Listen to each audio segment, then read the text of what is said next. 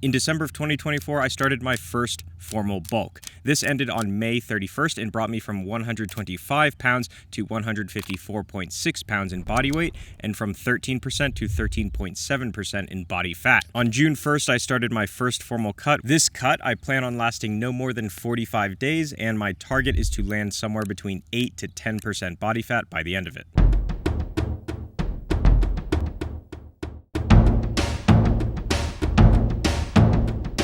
By the end of my first bulk, I was consuming roughly 3,300 to 3,500 calories with a burn rate of roughly 2,800 to 3,100 depending on the day. To start my cut on June 1st, I flipped my intake down to 1,900 to 2,100 calories per day. How did I alter my diet and how did I alter my training? My first priority was dropping breakfast. I actually prefer to not eat first thing in the morning.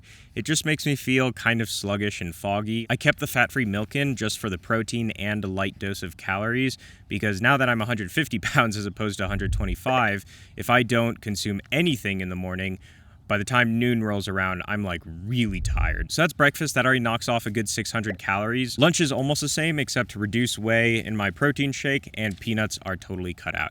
Peanuts are a pretty big one at almost 500 calories for just 3 ounces of food. And then dinner, of course, heavy starch carb foods are the first to go. So bread is out and pasta is cut in half. I got rid of cheese just because I was getting tired of eating ricotta cheese and it's also expensive.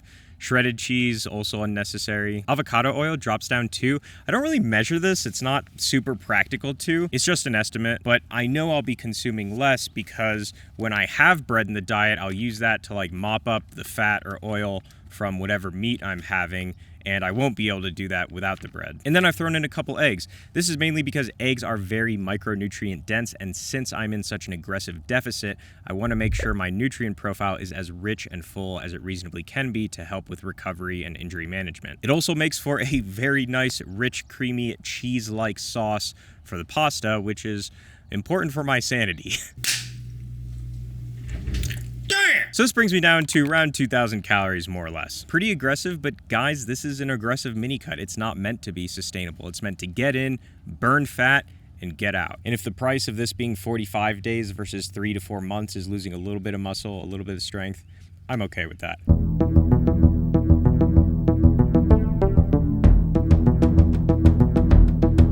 Which brings us to my split. When paring this down, I had 4 primary goals. Number 1 was to maintain strength and muscle mass. Number 2, to incorporate cardio.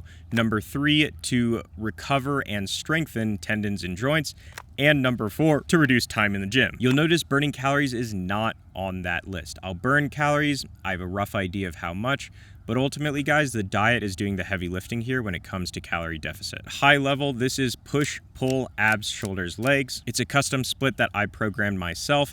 25 to 30 working sets per session. Just about every movement is 4 sets of 8 to 12 reps, with the first 2 sets being 0 to 1 RIR and the last 2 sets going to failure, with some movements including length and partials. Because recovery will be difficult with such an intense deficit, I am cutting volume pretty dramatically down to 16 sets per session. That's 4 movements. And while I will still push to failure on some, I'll probably stick to 0 to 2 RIR for most, just to take it easy on my body so that I don't injure myself at a time when my body does not have the adequate fuel to recover. Don't do that, Chris. Don't injure yourself. Definitely not going to injure myself. Foreshadowing is a narrative device in which there's a lot of mixed volume in this split for increased hypertrophy, frequency, and the first thing that's going to go is that mixed volume. So this effectively becomes something closer to a bro split where each muscle is worked only about once a week to allow for plenty of time for recovery and to keep injury risk low. I'm also taking out some additional exercises that I feel are redundant, like the cable chest fly, for example. I have that exercise for something that gets a good stretch on the pecs, but to be honest, I feel like the lying machine press actually gets a great stretch on the pecs, arguably even better than the fly. So I'm okay with cutting that out just to reduce volume. Same thing with the pull day cable bar lat pull down. Really not doing anything that isn't already covered by the chest supported row and machine lat pull down. Abs is pretty good as is. I'm just taking out the frequency volume for chest and calves. Shoulders, taking out the pull movements, and legs. So I don't have a specific plan for legs. I think I'm just gonna kind of feel it out, see how my knee feels, see how it's recovering. I'm gonna try doing some machine squat movements, but I don't have a hard and fast plan for that. My priority is just pushing the needle forward when it comes to this quad tendon issue that I have. I believe the science currently suggests that as long as you get a good, intense few sets in per muscle group every 3 weeks, you'll be able to maintain. So once every 10 days or so, I'm good with that.